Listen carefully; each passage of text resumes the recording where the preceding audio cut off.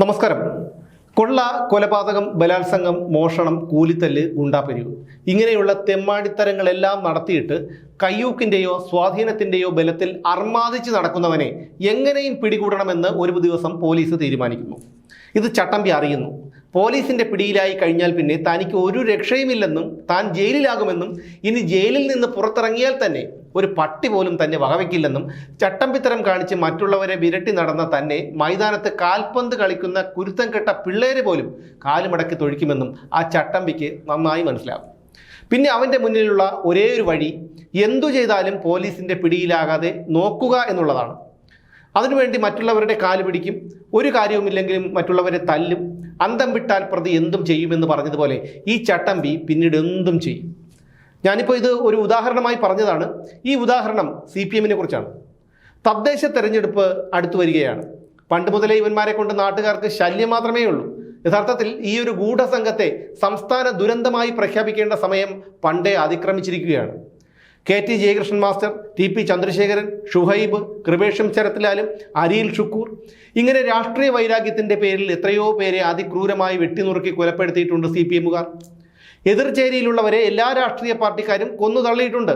പക്ഷേ കൂടെ നിന്ന ഒരു സഖാവിനെ സ്വന്തം നിലപാട് പറഞ്ഞതിൻ്റെ പേരിൽ വാടക കൊലയാളികളെ വെച്ച് മുഖത്തു മാത്രം 51 വെട്ടുകൾ വെട്ടി അതിനിഷ്ഠൂരമായി കൊലപ്പെടുത്തുകയും ആ കൊലയാളികളെ സംരക്ഷിക്കുകയും ചെയ്തത് CPM-ആണ്.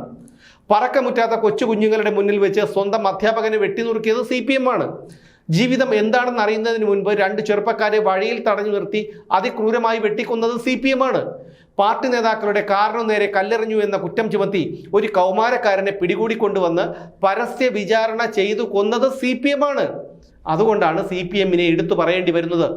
ഇനി തദ്ദേശ തെരഞ്ഞെടുപ്പ് വരികയാണ്. 9.5 കൊല്ലത്തെ പിണറായി വിജയന്റെ നരക തുല്യമായ ഭരണവും ശബരിമലയിലെ സ്വർണ്ണക്കൊള്ളയുമെല്ലാം CPM-നെ പേടിപ്പെടുത്തുകയാണ്. ഞാൻ മുമ്പ് പറഞ്ഞതുപോലെ അധികാരം കിട്ടിയില്ലെങ്കിൽ വഴിയെ പോകുന്നവർ പോലും ഒരു കാരണവുമില്ലാതെ കാലുമടക്കി മുഖത്തടിക്കും ഇവന്മാരെ. അത്രയ്ക്ക് ജനങ്ങൾ സഹികെട്ടിരിക്കുകയാണ്. അതുകൊണ്ട് എങ്ങനെയും ഭരണം പിടിക്കണം. കണ്ണൂരിലെ 10 ഇടങ്ങളിൽ, അതായത് ആന്തൂർ നഗരസഭ ഉൾപ്പെടെയുള്ള 10 ഇടങ്ങളിൽ CPM-ന് എതിർ സ്ഥാനാർത്ഥികളില്ല. ഇവിടെ മത്സരിക്കാൻ ആളില്ലാത്തത് കൊണ്ടല്ല, ഇവന്മാരെ ഭയന്നാണ് ആരും മത്സരിക്കാൻ തയ്യാറാകാത്തത്. എന്നിട്ട് സോഷ്യൽ മീഡിയയിൽ കൂടി തള്ളുന്നതാണ് രസം. ഈ ഇടങ്ങളിൽ ഞങ്ങൾ ഇപ്പോഴേ വിജയിച്ചു എന്ന്. ഇവനൊക്കെ നാണമുണ്ടോ? നാണം. പക്ഷെ ഒരു ആശ്വാസമുണ്ട്.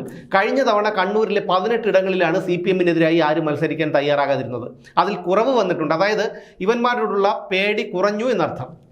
ഇനി പ്രധാനമായും പറയാനുള്ളത് തിരുവനന്തപുരം നഗരസഭയിലെ വഞ്ചിയൂർ വാർഡിൽ മത്സരിക്കുന്ന ശങ്കരൻകുട്ടി നായരെ കുറിച്ചാണ്. ഇങ്ങനെ പറഞ്ഞാൽ തീർച്ചയായും നിങ്ങൾക്ക് മനസ്സിലാകില്ല.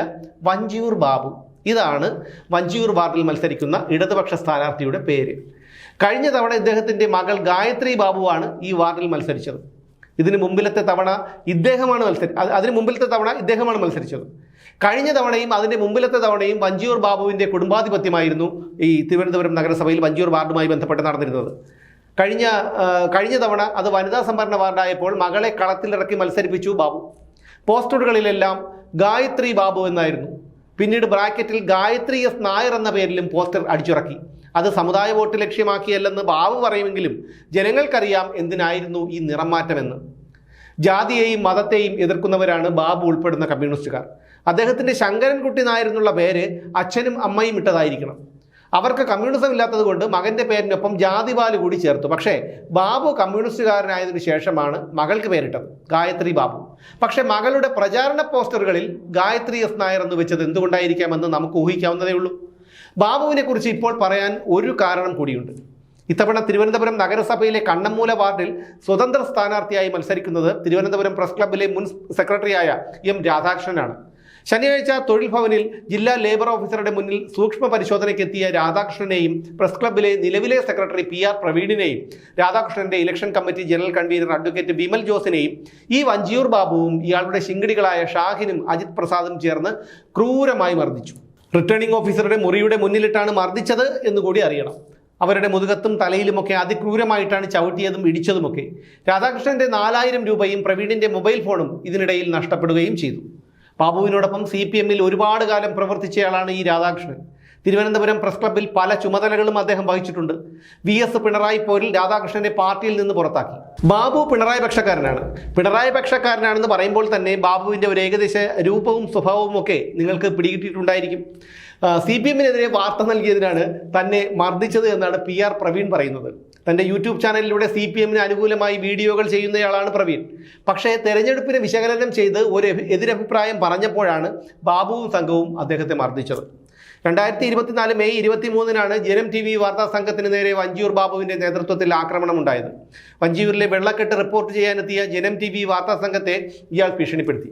ജനം TVയുടെ റിപ്പോർട്ടർ കട്ടയ്ക്ക് നിന്നപ്പോൾ ബാബു വാലും ചുരുട്ടി ഓടി എന്നുള്ളത് വേറെ കാര്യം.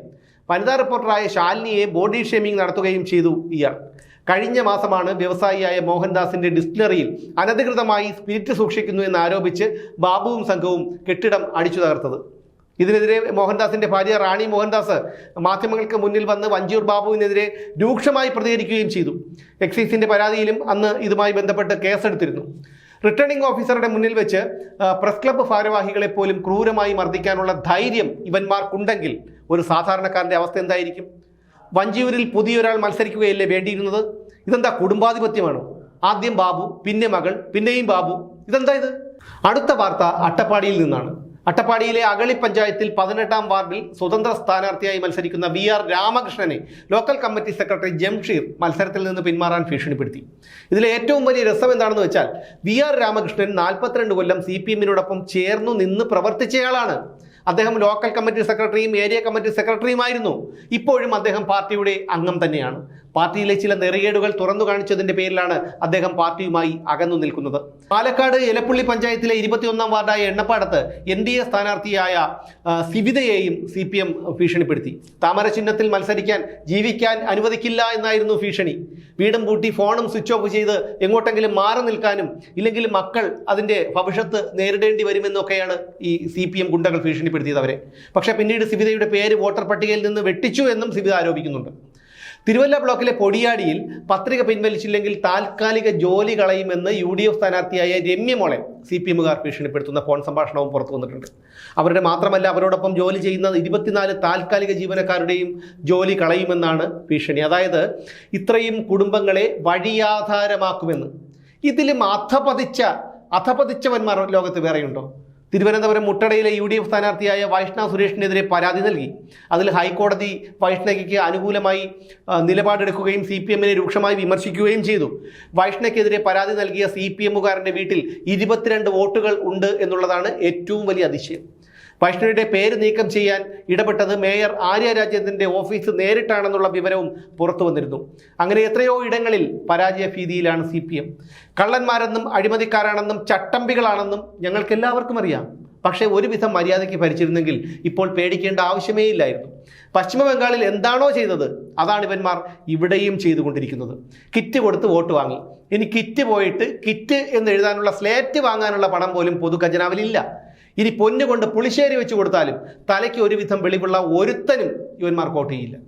അത് ഇവർക്ക് നന്നായി അറിയുകയും ചെയ്യാം. അതുകൊണ്ട് വിരട്ടാണ് ഇപ്പോഴത്തെ ആയുധം.